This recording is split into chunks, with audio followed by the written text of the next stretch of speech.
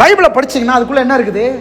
தேவனுடைய வசனம் இல்லை, உங்களுடைய ஃபியூச்சர் இருக்கிறது. எத்தனை பேர் ஆமென் சொல்றீங்க? தேவனுடைய வசனத்துக்குள்ள என்ன இருக்கு? உங்களுடைய ஃபியூச்சர் இருக்கு. தேவன் ஆபிரகாமை கூப்பிடும் போது அவன்கிட்ட சொல்றாரு, இந்த ஊரை விட்டு நான் காமிக்கிற ஊருக்கு போன்னு சொல்றாரு. அப்படி சொல்லும் போது ஆபிரகாம்கிட்ட பேசினது கடவுளுடைய வசனம் அல்ல, அவனுடைய ஃபியூச்சர் பேசப்பட்டது. எத்தனை பேர் ஆமென் சொல்றீங்க? அவனுடைய ஃபியூச்சர் சொல்லுங்க, அவனுடைய ஃபியூச்சர் சொல்லுங்க. தேவனுடைய வார்த்தைக்குள்ள என்னுடைய ஃபியூச்சர் இருக்கிறது. ஓ, எனக்கு ஆண்டவர் ரொம்ப பிடிச்சிருக்குது. ஆண்டவர் என்கிட்ட பேசும் போதெல்லாம் என் எதிர்காலத்தை பேசுகிறார்.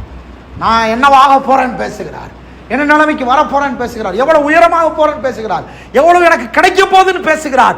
ஆகவே தான் பைபிளை நீங்க படிக்க வேணும். படிக்க படிக்க படிக்க உங்க ஃபியூச்சர் உங்க கண்ணு முன்னால வரும். ஆபிரகாம்கிட்ட சொல்றாரு, நான் காமிக்கிற ஊருக்கு போ, நான் உனக்கு பிள்ளைய கொடுப்பேன், ஆசீர்வதிப்பேன், பேரை பெருமைப்படுத்துவேன், நீ ஆசீர்வாதமா இருப்ப, உன்னை சபிக்கிறவனை சபிப்பேன், உன்னை ஆசீர்வதிக்கிற ஆசீர்வதிப்பேன், உனக்குள் சந்ததிகள் ஆசீர்வதிக்கப்படும். இதெல்லாம் சொன்னாரு. இதெல்லாம் அவனுடைய ஃபியூச்சரை பற்றி சொன்னார். 75 வயசுல கிளம்பிட்டார் சார். கிளம்பிட்டார். என்ன கிளம்பினார் தெரியுமா? எப்படி கிளம்பினார் தெரியுமா? அப்படி வசனம் இல்லை, நான் கண்டுபிடிச்சேன். எப்படி கிளம்பினார்னா, நான் விட்டு விட்டு போவது நான் பெறப்போகிறதை விட அவ்வளவு ஒன்றும் பெரிதல்லன்னு எல்லாத்தையும் விட்டுட்டு போனார். இத்தனை பேர் ஆமென் சொல்றீங்க? அதுதான் அர்த்தம். நான் இப்ப விட்டுட்டு போறது, நான் என்ன கேட்கிறேன், உங்க பிரச்சனை இருக்கே, உங்க சூழ்நிலை இருக்கே, அதையே யோசிச்சுட்டு இருக்கிறீங்களே, 75 வருஷமா குழந்தை இல்லை, பிள்ளை இல்லைன்னு. இது பெருசா? ஆண்டவர் சொல்றாரு, உனக்கு ஒரு பிள்ளையை கொடுப்பேன்னு சொல்றாரு. அது பெருசா? எது பெருசு? இப்ப இருக்கிற சாப வாழ்க்கை பெருசா? உன்னை ஆசீர்வதிப்பேன்னு கட்ட சொல்றாரு, அந்த வாழ்க்கை பெருசா? அதுதான் ஆபிரகாம் பார்த்தாரு. நான் விட்டுட்டு போறது நான் பெற போறதை விட ஒன்றும் அவ்வளவு பெரிதல்ல. அதுதான் ஃபெய்த். ஆண்டவருடைய வசனத்தை படிக்கும்போது என்ன தெரியும்?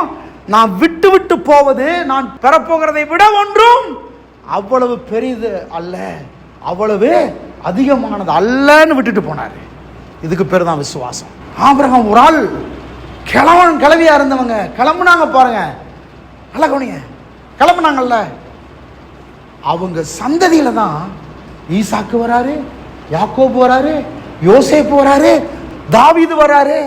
இந்த ஆபிரகாம்னு ஒரு ஆள் மட்டும் கரெக்டா கிளம்பாம இருந்திருந்தான்னு வைங்க, இந்த சந்ததியெல்லாம் போயிருக்கு, தலைமுறையெல்லாம் போயிருக்கு. அதனாலதான் நீங்க ஒரு நபர் ரொம்ப முக்கியம். நீங்க ஒரு நபர் ரொம்ப முக்கியம்.